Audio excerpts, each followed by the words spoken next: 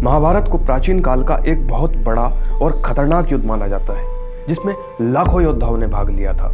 माना जाता है कि महाभारत के युद्ध में ऐसे ऐसे महाशक्तिशाली योद्धाओं ने भाग लिया था जो अपराजय अर्थात अनबीटेबल माने जाते थे। इन योद्धाओं के पास ऐसे ऐसे शक्तिशाली और खतरनाक हथियार थे जिससे पूरी पृथ्वी को नष्ट किया जा सकता था।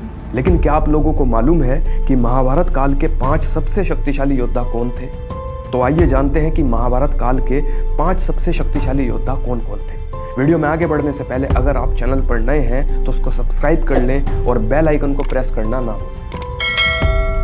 नंबर 5, अर्जुन।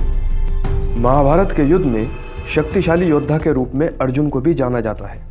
माना जाता है कि अर्जुन के पास कई अस्त्रों का ज्ञान था।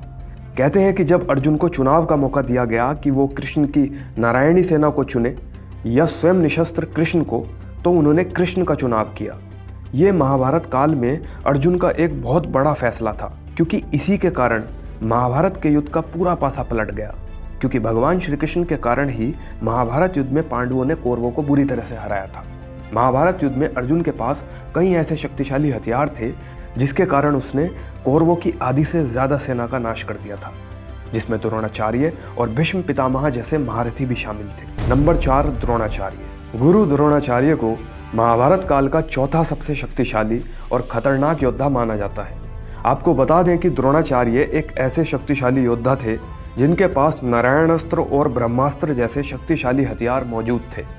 द्रोणाचार्य ही एक ऐसे योद्धा थे जिन्होंने कौरव और पांडव दोनों को शिक्षा दी थी। लेकिन दोस्तों, जब धर्म और अधर्म के बीच युद्ध की बारी आई तब द्रोणाचार्य ने अधर्म का पक्ष चुना था। लेकिन दोस्तों, द्रोणाचार्य को ऐसे ही नहीं मारा जा सकता था। उन्हें मारने के लिए भगवान श्री कृष्ण ने एक चाल चली और भीष्म के हाथों एक अश्वत्थामा नामक हाथी को मरवा दिया था और चारों तरफ ये सनसनी फैला दी थी कि अश्वत्थामा मारा गया। अपने पुत्र की मृत्यु की खबर सुनकर द्रोणाचार्य ने अपने शस्त्र त्याग दिए थे, जिसका फायदा उठाकर धृष्टद्युम्न ने द्रोणाचार्य का सिर धड़ से अलग कर दिया था। नंबर 3, कर्ण। दोस्तों, कर्ण महाभारत काल का तीसरा सबसे शक्तिशाली योद्धा माना जाता है।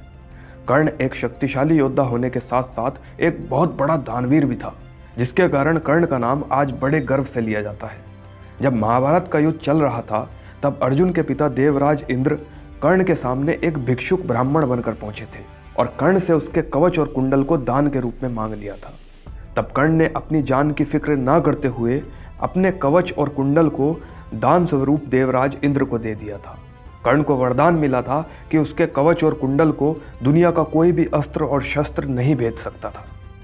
छल करके कर्ण के कवच और कुंडल का त्याग करवाया गया था। उसके बाद भी युद्ध में कर्ण से जीतना असंभव था। कहते हैं कि जब कर्ण का रथ एक गड्ढे में फंसा तब छल से अर्जुन ने कर्ण का वध किया था। कर्ण ने युद्ध में नकुल, सहदेव, युधिष्ठिर और भीम को भी हराया था, लेकिन उन्हें मारा नहीं, क्योंकि कर्ण ने प्रतिज्ञा की थी कि वो सिर्फ अर्जुन को छोड़कर अपने भाइयों को नहीं मारेगा। नंबर 2, भीष्म। महाभारत के युद्ध में भीष्म को हराना असंभव था। कहा जाता है कि भीष्म पितामह को वरदान था कि उनकी मृत्यु उनकी इच्छा के अनुसार ही होगी, और भीष्म पितामह एक ऐसे शक्तिशाली योद्धा थे जिनके पास कई ऐसे शक्तिशाली हथियार थे जिसके कारण भीष्म पितामह को उस काल में हराना असंभव था। कहा जाता है कि भीष्म पितामह ने अपने गुरु परशुराम को भी युद्ध में हराया था।